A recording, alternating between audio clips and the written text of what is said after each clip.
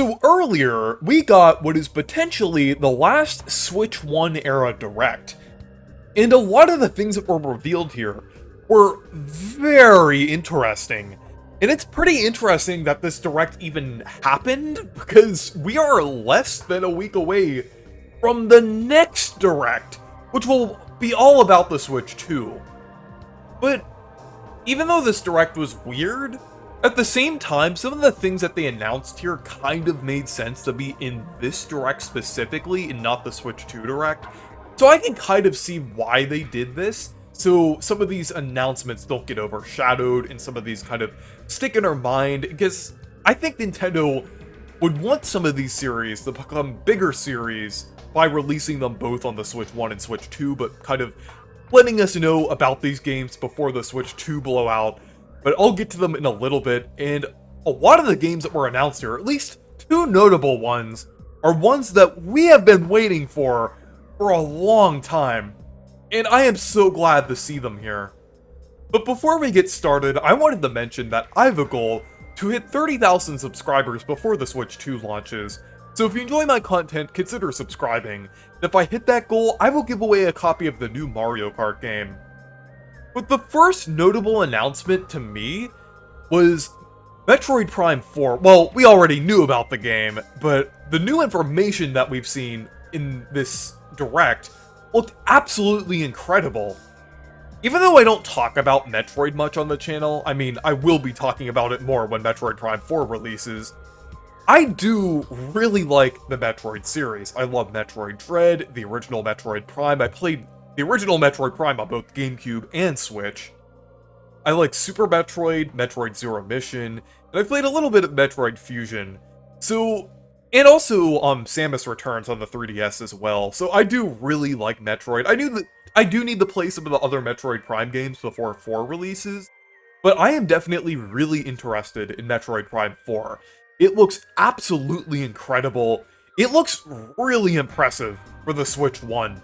Like, it's actually surprising that this is actually a Switch 1 game and not a Switch 2 game, because this could easily pass as something that looks like a Switch 2 game. I mean, you can see here and there that it does kind of look like it could run on a Switch 1, but it still looks pretty impressive regardless, and it definitely looks like on the level of something like a really good looking PS4 game, I would say. It looks that good.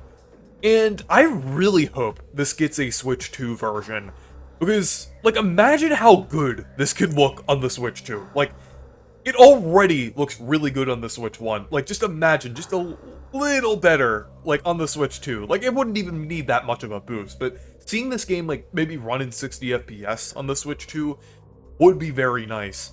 And we did see with another announcement that I'm gonna mention, they did mention on the Nintendo website that there will be Switch 2 editions of certain Switch games. So it's possible that some of these Switch 1 games releasing after the Switch 2, like this, well, this is presumably coming out after the Switch 2, or at least at the launch of the Switch 2, it will probably get a Switch version. But yeah, I really like the things like with the psychic abilities. That is really cool. That could definitely lead to some pretty interesting like puzzles and things in the environment. But yeah, Metroid Prime 4 is looking pretty incredible, and I'm really looking forward to it. And the next thing that I wanted to talk about is a new Rhythm Heaven game.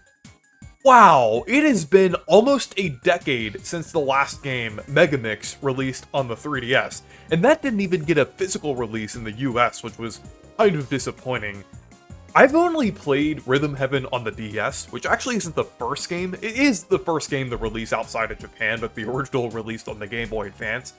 But Rhythm Heaven DS is pretty fun, and I really enjoyed it, and I need to play the rest of the series. I know a lot of the games are pretty expensive, but I could always maybe sail the 7 seas, since Nintendo doesn't offer them on any of their services anymore. But I really like Rhythm Heaven from what I've played so far.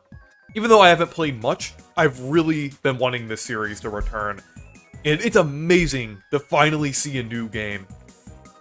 The only problem is that it's releasing in 2026, but I feel like, I don't know, it's kind of weird that they announced it now. They probably did it so it wouldn't get overshadowed by Switch 2 releases, because this is also going to be a Switch 1 game, but at the same time, this probably is going to get a Switch 2 edition, like I mentioned before, just so it could sell decently well. I know, like, the Switch 2 is backwards compatible with the Switch, but usually, I feel like the average consumer is just gonna buy Switch 2 games if they have a Switch 2. And of course, use their Switch 1 games if they have if they have Switch 1 games. But I have a feeling that this is probably gonna get like a Switch 2 cartridge as well.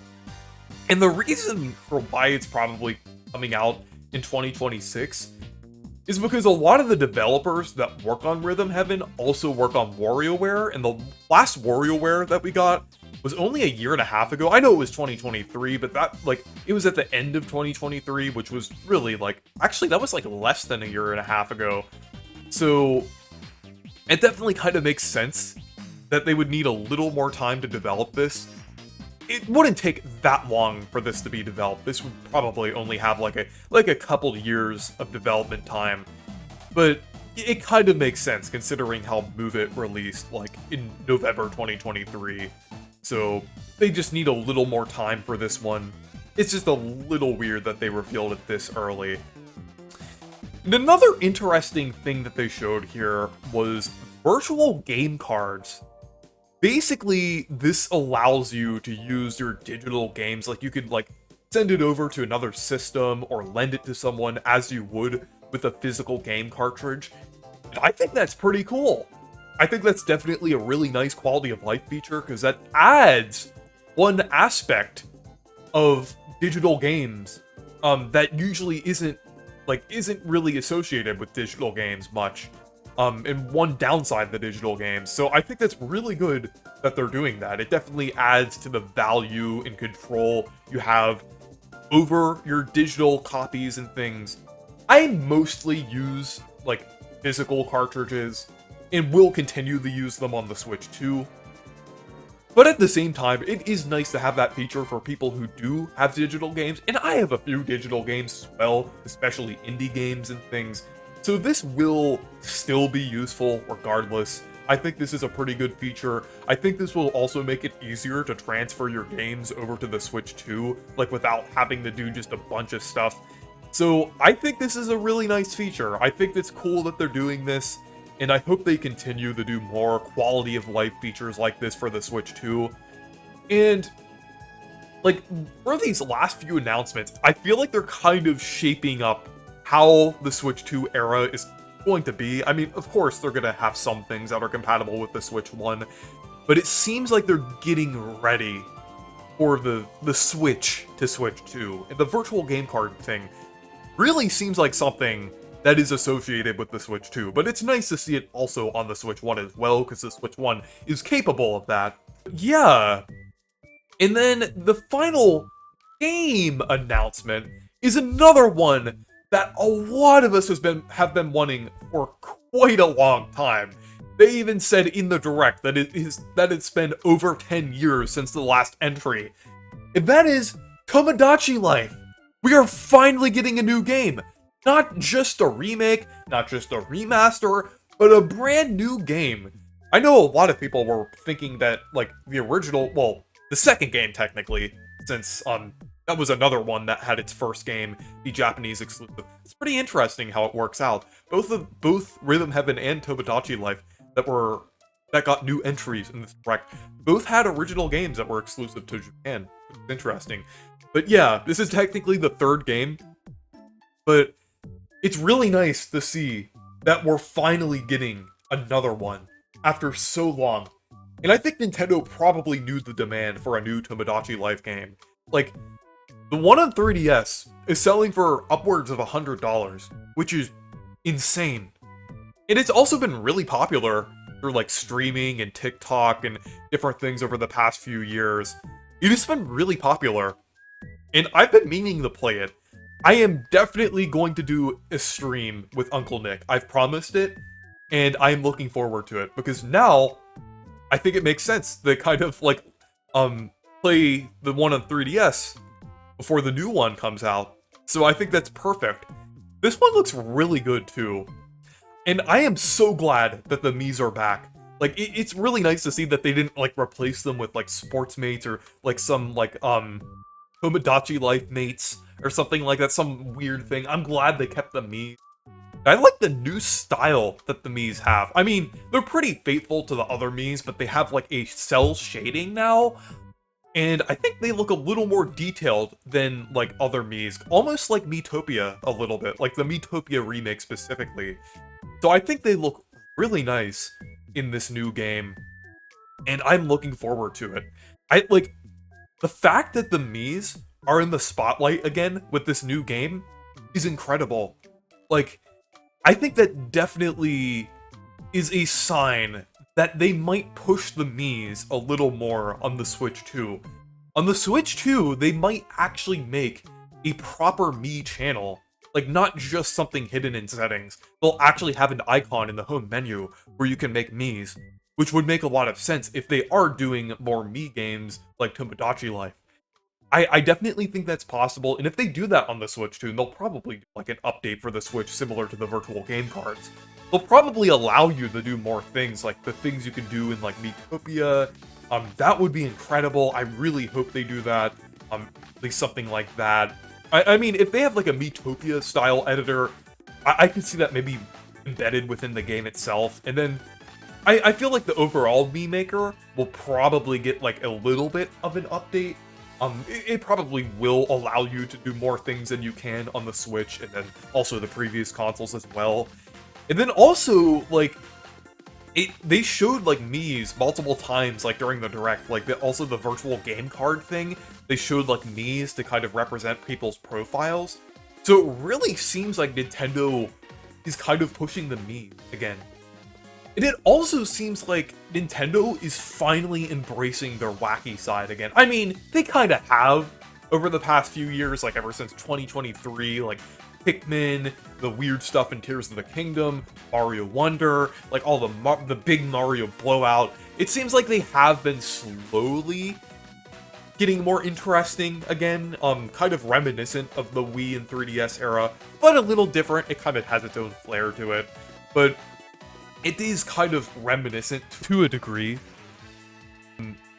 And that's kind of what I've been seeing, like, with this Direct, like, just with how they've been presenting everything, and the fact that we got a new Rhythm Heaven and a new Tomodachi Life game. I think that wacky side of Nintendo is definitely more apparent now. And I think, well, it is going to be more apparent going into the Switch 2. And I think that's just what the Switch 2 Direct needs to do if they're gonna fully commit to this that we've seen in this Direct. And then the final thing that they announced, not a game, but just a thing on here, is a Nintendo Today app. I guess Nintendo is finally competing with r/Tomorrow. I mean, Celeste was shown in the Direct in that one game there, but Nintendo Today is a pretty cool little app. There's not much on there, but I do like the idea of it, of having like a news app, because I do like to follow Nintendo news and everything and get like all of these announcements and everything, like similar to how it is on Twitter. I don't use Twitter anymore, so it's really nice to have this app to kind of know when things are being like updated or when a new Direct is gonna be, different things like that. I think it's pretty nice. And they also have some cute things in here like Pikmin motion comics and like little facts about certain games and special artwork. It's a cute little app, I would say. There's not much to it, but there doesn't really have to be. It's really just like a nice little Nintendo news app. I'm actually probably gonna use this more than Nintendo Music, because I have more of a use for this, since I don't have Twitter anymore. So it is really nice to have app and everything. It's a nice little thing here. And they'll probably do some kind of similar like channel, like Nintendo channel thing on the Switch too, like similar to this, actually like embedded into the console itself. So I think it's pretty cool. It kind of reminds me of Nintendo Channel as well. It's kind of similar to that. That's another thing where Nintendo's kind of embracing their kind of wacky, kind of Wii era-esque thing, where they seem a little more connected to the consumer than they were before. It seemed like early in the Switch 1 era, they were a little more disconnected, and it seemed a little more corporate. I mean, yeah, it still does seem kind of corporate nowadays, but it definitely seems like they are kind of trying to connect with the consumer more. Like with this past Direct and even things like Nintendo Alarmo, it kind of seems like they are kind of shifting in that direction. But yeah, it was nice getting this little Direct. I would say this Direct was probably like an 8 out of 10 for me. I mean, a lot of people thought it was really meh.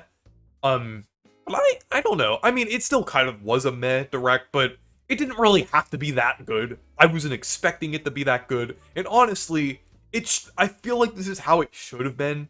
Anyway, it's kind of good that it was this way, because it didn't lessen the impact of the Switch 2. Well, it isn't going to lessen the impact of the Switch 2 Direct, probably.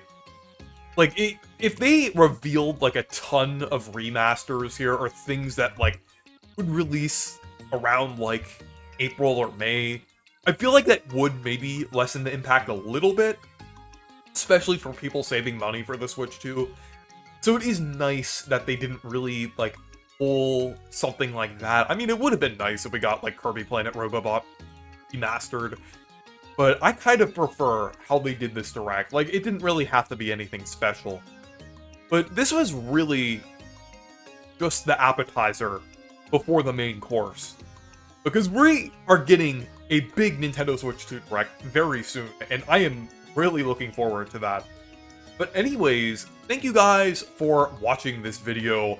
Make sure to leave a like and subscribe for more, and make sure to check out my Discord server and Blue Sky if you want to. Stay perky!